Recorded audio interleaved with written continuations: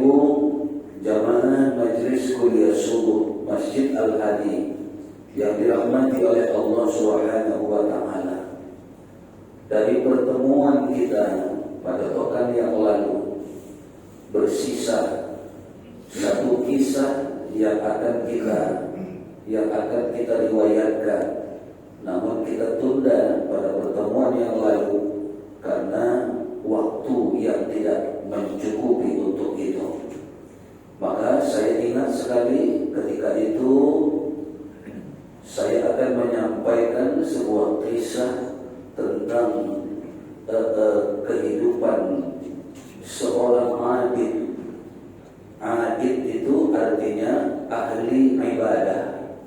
Kalau alim itu artinya ahli ilmu. Kalau abid itu ahli ibadah. Yang diberi nama dalam kisah itu sebagai Syekh Barsiso. Syekh Barsiso ini memang terkenal ya di ketika itu sebagai orang yang alim, orang yang abid, orang yang taat beragama, orang yang taat beribadah, sehingga terkenal kemana-mana. Dan itu pun sampai ke telinganya hal seperti itu. Tapi qadarullah, kita tidak tahu apa yang menjadi rencana Allah Subhanahu wa Ta'ala. Karena kalau seperti itu mirip seperti kisah Nabi Ibrahim. Ketika orang memuji-mujinya sebagai orang yang pemurah, terkenal kemana-mana, sehingga Nabi Ibrahim pun mendengar itu sampai ke telinganya. Tapi mendengar itu Nabi Ibrahim malah mengatakan, jangankan hartaku, ratusan ekor kambing, ratusan ekor unta, andai kata nanti Allah memberikan aku anak, aku pun akan siap mengorbankan anakku itu kalau atas perintah Allah. Waktu itu Nabi Ibrahim belum punya anak, tapi dia tidak menyadari itu. Tapi qadarullah, Allah berkehendak pelajaran apa ada di sana, sehingga ketika Nabi Ibrahim sudah memiliki anak, luar biasa dia sayangnya dengan anaknya. Apa yang pernah dia katakan itu, kemudian Allah perintahkan kepadanya agar mengorbankan anaknya. Ini pelajaran juga sama kita. Jangan berlebih-lebihan, nanti diuji Allah. Awas, harus siap. Syekh Barsiso ini juga begitu. Dia terkenal dengan kealimannya, keibadahannya. Pokoknya kalau memakai bahasa Pak Lubis kemarin, Bapak Haji Budiman Lubis, sudah punya kemampuan menundukkan pandangan. Di Syekh Barsiso itu terkenal seperti itu. Sehingga itu tadi qadarullah, Allah punya rencana apa dan ingin mentakdirkan apa kita tidak tahu. Setan pun mulai mengujinya. Setan mengujinya, ingin menaklukkannya, karena setan tentu membenci orang yang seperti itu. Setan benci dengan orang yang alim, setan benci dengan orang yang taat, setan benci dengan orang yang menghalangi orang yang akan ikut setan. Setan benci sekali. Maka setan pun menyaru artinya menyamar. Setan pun menyamar, sama dengan kan ketika Siti Hawa, ketika Nabi Adam akan ditaklukkan setan, dia menyaru datang ke istrinya Siti Hawa. Kalau ke Adam tidak mempan, ke istrinya Siti Hawa. Akhirnya mempan, saruannya itu, samarannya itu mempan. Nah ini begitu, setan menyamar seperti seseorang yang ingin sungguh-sungguh belajar.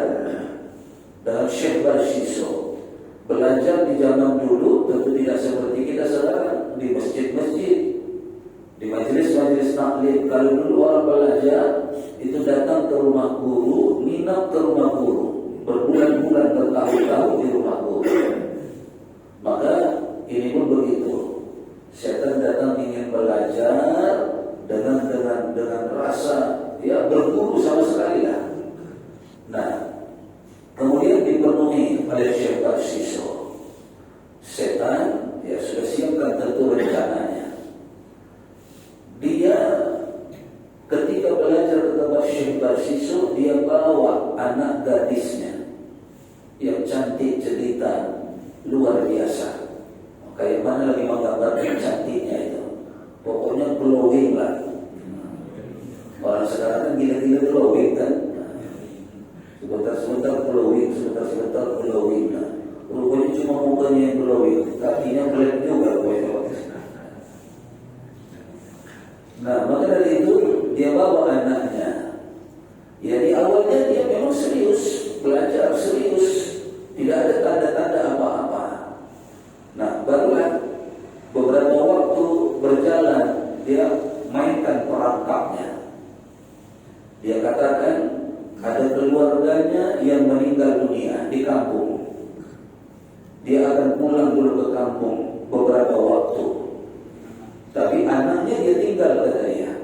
Karena sudah biasa, anaknya dia tinggal yang cantik jelita tadi, yang tidak terbersih sedikit pun bagi Syekh Barsiso untuk kepada anaknya itu tadi. Dia sudah mampu menundukkan pandangannya. Tapi setan belum bermain. Akhirnya pulang beberapa hari, entah kenapa. Nah, itu namanya setan. Setan disingkapkannya, walaupun tidak nampak yang menyingkapkan itu, seolah dihembus angin. Maka pakaian anak Syekh Barsiso yang lengkap tertutup sampai ke bawah auratnya, entah betul atau sekedar pandangan saja kita tidak tahu. Akhirnya tersingkap pakaian dihembus angin. Nampaklah kaki yang glowing itu, berdesir darah. Syekh Barsiso, saya pernah merasakan yang seperti itu, Bapak dan Ibu, di halaman Masjidil Haram.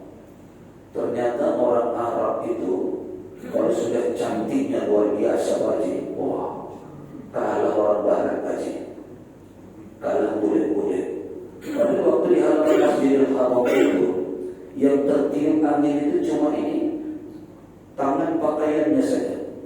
Tapi melihat berdesir Allah.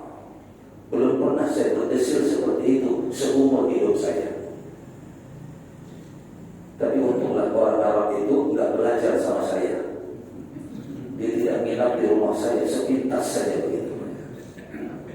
Kalau sempat nginap, sir jabang gosir juga jadinya. Itu yang dialami Syekh Barsiso, berdesir. Dia masih mampu menahannya, masih mampu. Besok-besoknya lebih dari itu yang terlihat.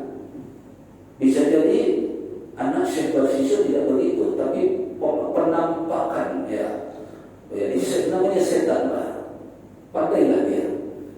Ternyata tersingkap lebih tinggi lagi. Akhirnya muncul keinginan Syekh Barsiso. Nafsu datang sudah. Kemampuan menundukkan pandangan sudah kayaknya goyah. Akhirnya ringkas riwayat terjadilah hubungan badan antara Syekh Barsiso dengan anak gadis yang tadi dititipkan orang tuanya sama dia. Sudah berselang beberapa waktu, terjadi beberapa kali, setan mulai masuk lagi dia.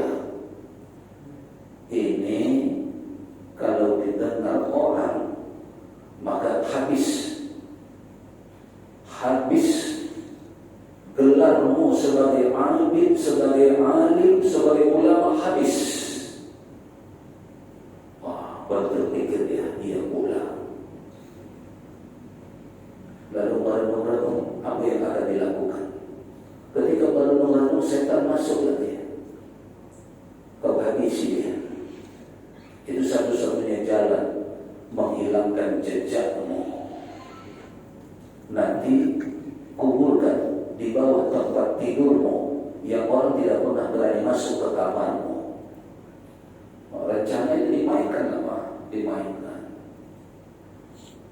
Memang orang-orang, jadi itu tadi rumusnya, satu dosa bisa berakibat menimbulkan dosa baru yang lain. Jadi dosa berzina bisa menyebabkan munculnya dosa ingin menghabisi nyawa orang lain. Datang itu, dia pikir itulah yang aman. Dia pikir itu yang aman. Nah, baru kemudian setelah dia kuburkan, datanglah setan tadi yang nyamar pulang kampung katanya itu. Datang, kemudian ingin bertemu dengan anaknya. Sebar siswa beralasan macam-macam. Awalnya diterimanya alasan itu, tapi lama-kelamaan semakin tidak mungkin diterimanya. Maka dia desak Sebar siswa mengaku menceritakan apa yang sebenarnya terjadi. Lalu mau tidak maulah akhirnya terceritakan si setan memang sengaja mau menghancurkan. Dia tidak maafkan, maka dia lapor kepada, kalau bahasa sekarang, pihak keamanan, kepada pihak kerajaan istana. Akhirnya Sebar siswa ditangkap, dihukum. Hukuman mati karena bunuh orang. Ya, bukan cuma memperkosa orang, tapi juga membunuh orang. Nah, ketika tidak ada lagi yang dapat membantunya, si setan tadi nyamar lagi, datang lagi dia. Enggak puas dia. Kalau cuma begitu rusak kita, tak puas dia. Belum puas dia. Dia mau sampai kepada puncak kepuasannya. Maka ketika itulah Sebar siswa pun habis putus asa akan dipancung oleh Algojo. Ketika itu setan pun datang menawarkan diri. Tidak ada yang bisa menolongmu kecuali aku, kata si setan. Cuma aku. Nah, namanya orang butuh pertolongan, kayak orang hanyut. Rumput kecil yang sedang hanyut saja dia pegang. Dia pikir itu rumput yang kuat, bisa menahan dia dari kehanyutan itu. Itu ya, ciri orang yang butuh pertolongan. Rumput kecil yang sedang hanyut pun dia pegang. Pikir dia bisa menjadi tempat apa dia? Tempat pegangan dia. Maka Sebar siswa mengatakan, iyalah, tolonglah aku, bantulah agar aku selamat, kata Sebar siswa.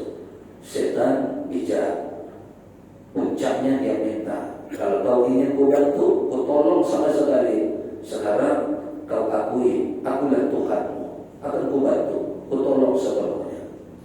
Ketika itulah akhirnya Sebar siswa mengatakan, iya, engkau adalah Tuhanku. Pada saat dia mengatakan itu, parang Algojo sampai di lehernya. Matilah dia. Dalam keadaan tadi mengakui ada Tuhan selain Allah. Ini sebetulnya pelajaran sama kita. Termasuk tadi kisah Nabi Ibrahim yang mengatakan, kalau cuma kambing unta kecil lah. Andai kata aku diberi anak, Allah minta anakku, kuberikan kepada Allah. Maka itulah asal muasal ibadah qurban itu. Nah, kita tidak tahu di mana titik lemah kita. Bisa jadi memang ada kelebihan yang Allah berikan kepada seseorang, kepada kita lah. Allah berikan. Di antara kita mungkin sudah ada sudah, kalaupun belum bergelar abid, tapi kita sudah mulai aktif beribadah. Hampir tidak ada ibadah yang kita tinggalkan. Walaupun kita bukan orang alim, tapi kita minimal aktif di majelis-majelis taklim. Tapi tetap waspada. Ya, tetap waspada. Tidak boleh kita sampai merasa sudah cukup. Rasanya ibadahku sudah cukup, rasanya keimananku sudah cukup. Jangan. Rasanya hidayah yang diberikan Allah kepadaku sudah cukup. Jangan. Atau tadi bahasa Pak Lubis, rasanya pandangan mataku sudah bisa kutundukkan.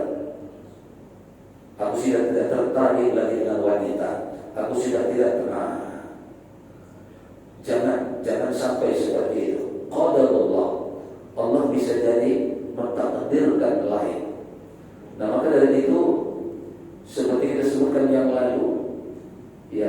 datang ke lokalisasi dengan alasan dan tujuan untuk berdakwah, kita khawatir kitanya yang belum benar-benar siap. Nah, kalau merasa siap, artinya sama dengan kita melanggar fitrah. Apa fitrah kita? Allah melarang kita, la taqrabuz zina. Jangan dekati zina, bukan jangan lakukan. Larangannya bukan jangan lakukan. Jadi zina itu dosanya bukan dosa melakukan, mendekatinya saja sudah dosa. Karena larangannya larangan mendekati. Dan ini jangan main-main. Kata ibu-ibu haji kemarin, saya cerita, ada jemaah yang nanya sama saya Ustaz tidak tertarik lagi Ustaz, tidak pengaruh lagi, mau melihat perempuan itu seperti apa, tidak pengaruh lagi Ustaz. Kalau kata si ibu, ya udah tua katanya. Kalau saya waktu itu menilai bukan begitu menjawabnya. Saya bilang, Allah perintahkan tentang wanita itu bukan berdesir atau tidak berdesir, tapi mendekati jalan ke berdesir itu saja dengan sengaja. Nah, itu sudah terhitung dosa. Terkecuali tadi tidak sengaja kan. Kita jalan Masjidil Haram, tiba-tiba ada angin menghapus pakaian seorang wanita, itu baru tangannya kita berdesir, kita itu tidak dibuat-buat. Tapi kalau bersengaja untuk itu, sudah mendekati. Datang ke lokalisasi itu sudah mendekati. Mendatangi wanita-wanita seperti itu sudah mendekati. Nah, oleh karena itu bukan melakukan, larangannya itu bukan melakukan. Walaupun ya kita berharap kita ini memang ya sudah mampu lah untuk itu, mampu menundukkan pandangan, mampu. Awas, jangan kata Bu Haji, Bu Dora udah tua sana, yang tua-tua dia pernah.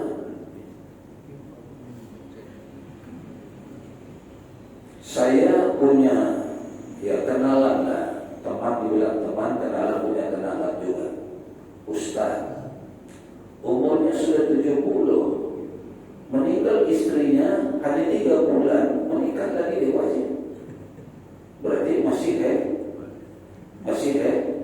hebat.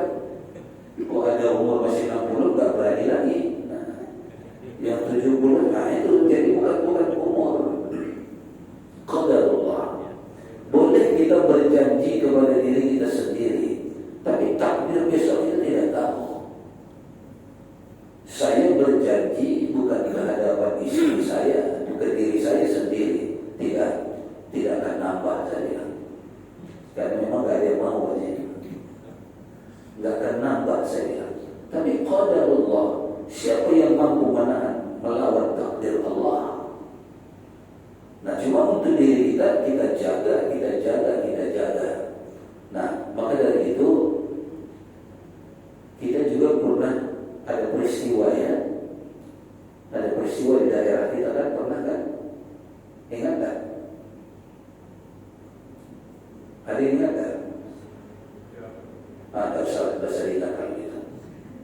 Almarhum sudah meninggal dunia soalnya, dan meninggalnya pun ketika menjalani hukumannya di penjara. Ada kan, pernah ingat kan?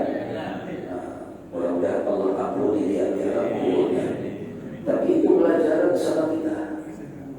Siapa yang tidak mengaguminya, siapa yang tidak ingin belajar dengannya, sampai bukan lagi sebutan ustaz, bukan lagi sebutan apa seperti itu, tapi sudah tadi mahasiswa tadi sudah dia pegang gelarnya itu, tapi terperangkap juga.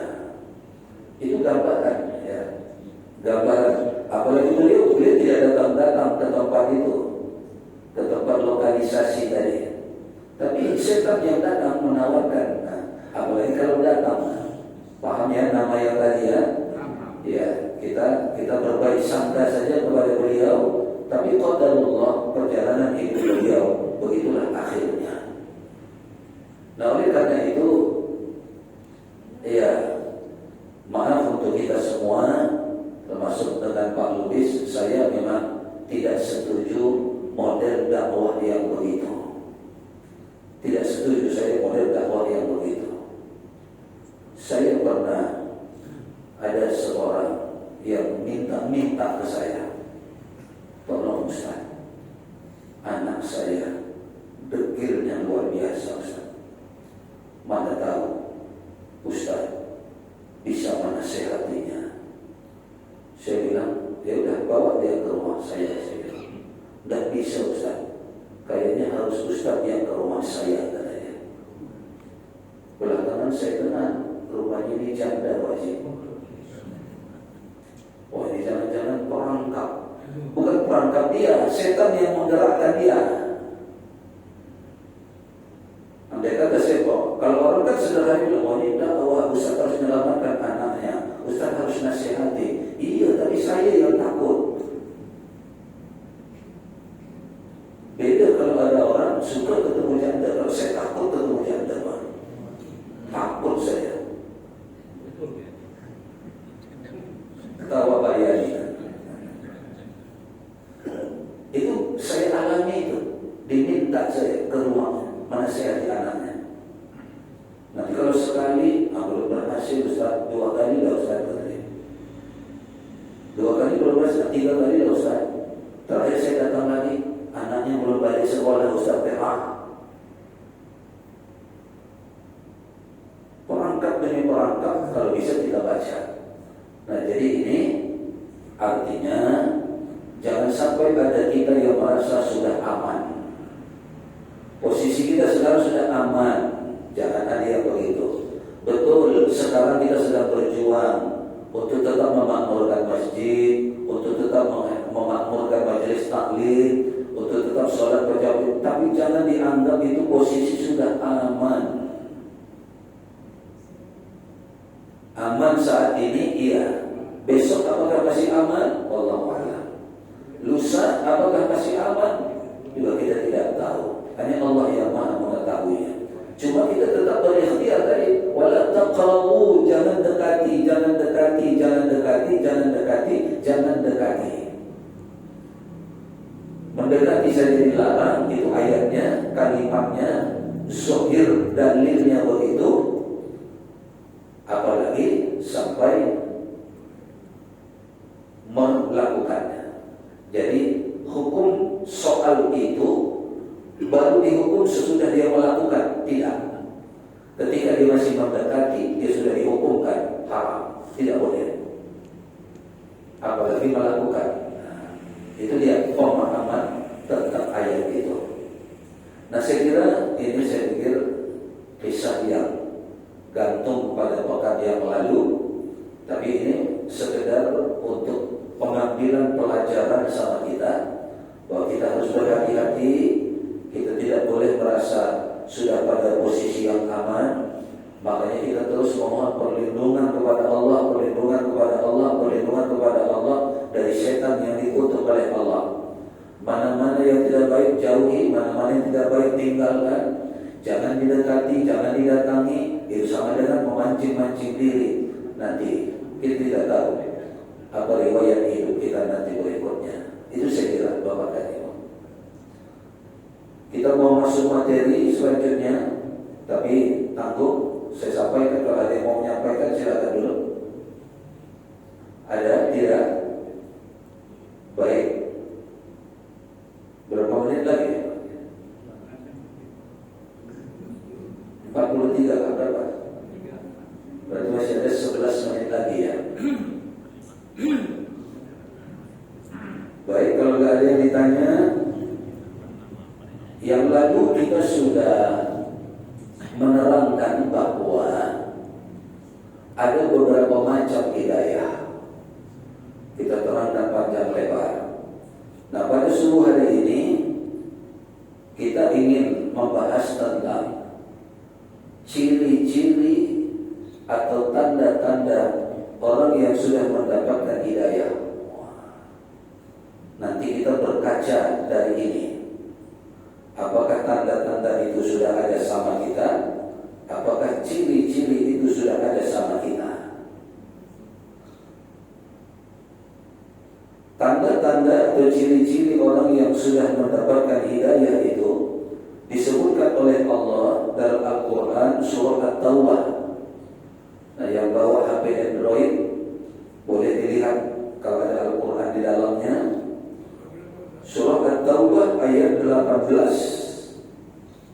Surah At-Taubah ayat 18. A'udzu billahi minasyaitonir rajim. Bismillahirrahmanirrahim. Innama ya'muru masajidallah man amana billahi wal yawmil akhir wa aqama as-salata wa ata az-zakata wa lam yakhsha illa Allah fa'asa ulaika ay yakunu minal muhtadin. Di ujung ayat Allah sebutkan ulaika, mereka itulah ay yakunu minal muhtadin, sudah tergolong orang-orang yang mendapatkan hidayah dan petunjuk dari Allah. Maka pertanyaan kita, ulaika, siapa mereka? Mereka yang sudah tergolong orang yang mendapatkan petunjuk dan hidayah itu siapa? Kenapa Allah mengatakan seperti itu? Mereka sudah termasuk orang yang mendapatkan hidayah, mendapatkan petunjuk. Maka jawaban siapa mereka? Kita mulai dari atas. Tadi ujungnya Allah tutup ayat itu dengan itu. Mereka itulah orang-orang yang sudah termasuk golongan yang mendapat hidayah dan petunjuk dari Allah. Pertanyaan kita, siapa mereka? Allah jelaskan dari pangkal ayat. Mereka itu yang pertama kata Allah, ya'muru masajidallah. Orang-orang yang memakmurkan masjid-masjid Allah. Itu tanda, itu ciri. Bohong kalau ada orang merasa dapat hidayah tapi dia tidak punya jiwa pemakmur masjid. Bohong. Bukan kita yang bilang bohong, Allah. Tanda sudah dapat hidayah itu dia akan menjadi pemakmur masjid. Kita lihat kita tidak bahas orang di luar yang tadi kita katakan bohong, itu tidak kita bahas. Tinggal kita sekarang mau memastikan kita yang selama ini sudah gemar ke masjid, pastikan itu karena dorongan hidayah pada diri kita. Itu yang mau kita pastikan itu. Bukan karena yang lain-lain. Supaya apa? Supaya kita tergolong apa yang Allah sebutkan ini. Dia memakmurkan masjid, betul karena hidayah ada pada dirinya. Dia sudah senantiasa memakmurkan masjid-masjid Allah itu karena hidayah pada dirinya. Ini yang perlu kita pastikan. Kalau yang di luar tadi juga sudah bisa kita simpulkan. Orang yang tidak ingin, tidak berniat, tidak berencana, tidak gemar memakmurkan masjid, berarti hidayah belum Allah berikan kepadanya sepenuhnya. Oh dia Islam kan? Dia paling hidayah Islam diberikan oleh Allah. Oh dia percaya Ustaz? Ya, hidayah beriman Allah berikan kepadanya. Tapi hidayah untuk memakmurkan masjid-masjid Allah itu yang belum Allah berikan kepadanya. Ada yang bilang, oh saya makmurkan masjid Ustaz. Kita bilang, kok gak nampak di masjid? Oh Ustaz nengoknya setiap hari Jumat lah, kata dia. Setiap hari Jumat saya pasti ke masjid Ustaz, kata dia. Saya bilang, itu karena sholat Jumat tidak boleh di rumah, maka terpaksa ke masjid. Dengan keterpaksaan itu berarti itu bukan dorongan hidayah. Andai kata sholat Jumat boleh kayak sholat subuh di rumah saja, kira-kira masih ke masjid dan saya. Itu tengok situasi lah Ustaz. Kalau boleh sholat Jumat itu di rumah, Pak, kira-kira mereka masih sholat ke masjid gak Jumat itu? Kenapa gak ke masjid? Kan boleh di rumah Ustaz, saya di rumah saja. Karena selama ini memang 5 waktunya, maghrib, isya, subuh, zuhur, asarnya di rumah saja ya. Kenapa? Karena boleh. Kalau ada kata tidak boleh, mungkin ke masjid juga semua. Nah ini pun seperti itu Jumat itu. Kenapa ke masjid? Karena tidak boleh di rumah. Kenapa ke masjid? Karena memang wajib berjamaah. Bahkan dalam mazhab yang kita yakini disyaratkan mesti 40 minimal. Minimal 40 barulah sah, dianggap sholat Jumatnya itu. Kalau tidak, mereka tetap Jumat dalam keadaan kurang. Habis Jumat mereka zuhur lagi, menggantinya. Perintah Jumat tidak mereka tolak, mereka kerjakan. Tapi karena syaratnya kurang, zuhurnya mereka kerjakan, mereka tutupi lagi. Tapi kalau andai kata sholat Jumat itu boleh sendiri, dan di rumah lagi, maka pemandangan seperti selamanya akan kita lihat. Orang maghrib di rumah saja, sendiri saja. Orang subuh di rumah saja, sendiri saja. Tapi sholat Jumat, karena tidak boleh di rumah, tidak boleh tidak berjamaah, maka ya terpaksa ke masjid. Ke masjid itu berarti kan keterpaksaan secara hukum, bukan dorongan hidayah. Nah kita, ini yang mau kita pastikan ya, Bapak dan Ibu, pastikan. Ini karena hidayah. Tapi juga kayak tadi, jangan merasa sudah aman, awas nih. Jangan merasa sudah aman. Harus tetap waspada. Mana tahu nanti si setan tuh nyaru pula dia, nyamar pula dia. Ya. Nah jadi kita pastikan sambil kita minta tetap kepada Allah agar istiqomah kita menjadi pemakmur masjid ini. Itu yang pertama. Mereka itulah orang-orang yang sudah mendapatkan hidayah dan petunjuk dari Allah. Siapa mereka? Yang pertama, mereka pemakmur masjid. Kalau tidak karena hidayah, beratnya berat. Kalau tidak karena hidayah, berat. Apalagi ibu-ibu, berat. Tantangannya berat. Nah lalu kemudian yang kedua disebutkan di ayat ini, man amana billah, orang-orang yang beriman billah, dengan Allah. Nah jadi kalau tadi mereka adalah orang-orang yang sudah mendapatkan hidayah dari Allah. Siapa mereka? Yang pertama pemakmur masjid. Yang kedua, orang yang sudah dapat hidayah itu pasti berimannya kepada Allah itu lebih kuat, lebih kokoh, lebih benar dibandingkan dengan orang yang tidak atau belum mendapatkan hidayah itu. Sudah dua. Ada tak tanda ini dua-dua sama kita? Beriman kepada Allah. Bapak dan Ibu misalnya ditanya orangnya, yakinkah bahwa rezeki kita tidak mungkin tertukar dengan orang lain? Rezeki kita sudah ditetapkan oleh Allah. Rezeki orang lain sudah ditetapkan oleh Allah. Orang lain dapat rezeki itu bukan mengambil dari rezeki kita. Dan rezeki kita itu bukan kita ambil dari rezeki orang lain, sehingga ada orang yang kehilangan rezeki pada waktu itu. Yakin tak? Yakin Ustaz, beriman kepada Allah. Itu hidayah. Karena ada orang yang masih menganggap rezekinya diambil orang lain, sehingga itulah yang menyebabkan cemburu, curiga. Satu kantor cemburu, satu kantor saling curiga, satu komplek bertetangga saling cemburu, saling curiga. Kenapa?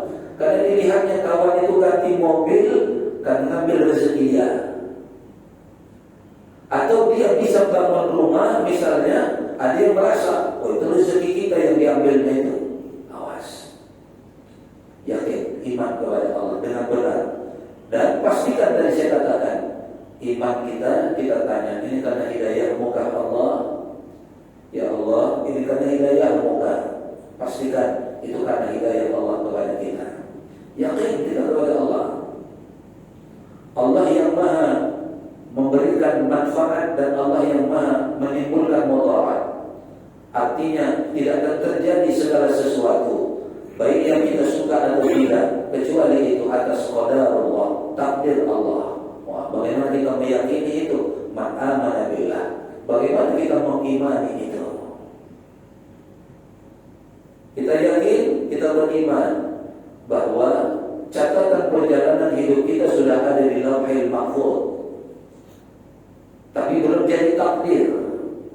Yakinkah kita qada itu jelek atau baik di sana masih bisa dirubah dengan kekuatan doa kita sebelum dia menjadi takdir? Oh, yakin kita. Kita tidak termasuk orang yang mengatakan, kalau sudah ditetapkan oleh Allah di sana, ya sudah. Ngapain lagi, jalani saja, bukan salah kita. Wah, tidak. Karena masih ada kekuatan doa, kekuatan ikhtiar. Kita minta kepada Allah. Qadha itu masih bisa berubah sebelum menjadi takdir. Yakinkah kita dengan itu? Yakin. Tanda hidayah sudah ada sama kita. Tingkatkan keimanan kita kepada Allah Subhanahu wa ta'ala. Sakit dari Allah, sehat dari Allah. Yakin? Yakin. Kita masih ada umur, itu karunia Allah. Ada saudara kita yang sudah meninggal dunia, itu juga takdir Allah. Wa ma kana li nafsin an tamuta illa bi'idznillah. Kita punya keyakinan tidak akan pernah mengalami kematian, tidak akan mengalami meninggal dunia bi'idznillah, illa bi'idznillah, kecuali itu atas izin Allah, atas kehendak Allah. Oh, kita yakin itu. Itu artinya hidayah sudah ada sama kita. Itu ciri yang kedua dari orang yang sudah mendapatkan hidayah dari Allah.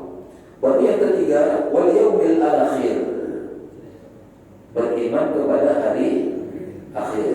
Kita buktikan nih yang ketiga ini. Percayakah ada kehidupan setelah kehidupan dunia? Oh, percaya. Itu hidayah. Kenapa ada orang tidak percaya? Sama mereka habis mati ini habis mati. Tidak ada lagi. Ada hidup-hidup lagi berikutnya. Kita tidak. Ada kehidupan berikutnya di alam kita yang keempat, alam barzakh. Nanti ada alam kita yang kelima, alam akhirat. Kita yakin dengan itu. Wa bil yaumil akhir. Percayakah kita bahwa di akhirat nanti semuanya akan dipertanggungjawabkan? Ditanyai, yakin kita, percaya kita. Itu tanda hidayah. Ada orang yang tidak percaya, makanya dia buat sesuka dia saja, seolah tidak ada pertanggungjawaban nanti. Padahal kita yakin itu hidayah. Hidayahnya apa? Hidayah dilala. Mana dalilnya? Tsumma latus'alunna yawma idzin 'anil na'im. Semuanya latus'alunna akan ditanya nanti, akan diminta pertanggungjawaban. Anil na'im, dari semua yang sudah diberikan oleh Allah sama kita. Bentuk-bentuk nikmat itu nanti semua diminta pertanggungjawaban. Diminta pertanggungjawaban nanti. Anak kita diminta pertanggungjawaban, istri diminta pertanggungjawaban. Istri minta pertanggungjawaban nanti, Pak. Istri bilang, dia yang biarkan ya Allah, aku berpakaian seperti ini, dia diam saja. Aku berpakaian seperti dia, biarkan saja. Kita nanti ditanya ya. Anak-anak, nah maka kita bikin alasannya, bikin lampirannya supaya yang nanya nanti nggak bisa nanya lagi. Kan kalau sekarang kan ada dinas perjalanan keluar kota, lalu pulang bikin laporan, buat pertanggungjawaban. Mana kwitansi tiket pesawat ini? Aman? Mana bil hotel ini? Mana di sana ada biaya makan ini sedang ini? Bil dari restoran, ada buat dari restoran. Aman, Pak. Kalau lampirannya sudah kita siapkan. Tapi kalau enggak, nah ini nanti siap-siap kan lampiran sana. Kenapa istri kita biarin begitu? Siapkan lampirannya. Kita ditanya, kenapa istri dibiarkan begini? Siapkan lampiran. Ya Allah, capek hamba ngasih tahunya ya Allah. Kadang-kadang ujung-ujungnya bertengkar, ujung-ujungnya ribut ya Allah. Berdampak pada anak-anak, berdampak pada kemesraan berkeluarga. Maka hamba cenderung mendiamkannya ya Allah. Ada lampiran. Yang penting sudah pernah dikasih tahu ya, yang penting sudah pernah ditegaki. Siapkan lampirannya. Kenapa anak-anak ini begini? Ya Allah, sudah. Dia waktu kecil TK-nya hamba pilih TK Islam ya Allah, TK Quran. Begitu SD masih sempat hamba masukkan ke TPA. Begitu dia SMP hamba panggil guru privat supaya dia bisa belajar baca Quran, belajar wudhu dikit-dikit, belajar sholat dikit-dikit, ada lampiran. Tapi kalau nggak ada lampirannya, tanggung sholat lah. Jadi kita siapkan itu, ya. Maka dari itu kita beriman kepada hari akhir, beriman adanya pada masyarakat, beriman hidayah, beriman adanya jembatan Shiratal Mustaqim, beriman kan nanti yang baik-baik balasannya surga, yang buruk-buruk nanti balasannya neraka. Beriman itu hidayah. Makanya semua yang kita perjuangkan ini menuju kepada yang baik-baik itu. Kita menghindar dari yang buruk-buruk itu. Beriman, maka tingkatkan agar hidayah itu meningkat pada diri kita. Tadi tingkatkan jiwa pemakmur masjid kita, itu yang pertama. Yang kedua, tingkatkan keimanan, keyakinan kita kepada Allah. Kenali betul, kenali tentang Allah, namanya, sifatnya, af'alnya, dan lain-lain sebagainya. Kemudian yang terakhir, yang ketiga tadi, tingkatkan keyakinan kita akan kehidupan akhirat. Kuatkan keimanan kita, keyakinan kita akan kehidupan akhirat. Hidup akhirat kita bahkan dalam Al-Quran disebutkan khairu wa abqa, wal akhiratu khairu wa abqa. Kalau dalam surat Al-A'la, kalau dalam surat Ad-Duha, walal akhiratu khairul laka minal ula. Akhirat itu lebih baik dari dunia. Yang tadi mengatakan akhirat itu lebih baik dari dunia, wa abqa, dan akhirat itu kekal. Kalau di sini kita susah, paling 60 sampai 70 kata Nabi, ngalami susah itu. Kalau di sini kita senang, paling 60 sampai 70 kata Nabi. Hadis Nabi, Pak, tidak menyentuh angka 80.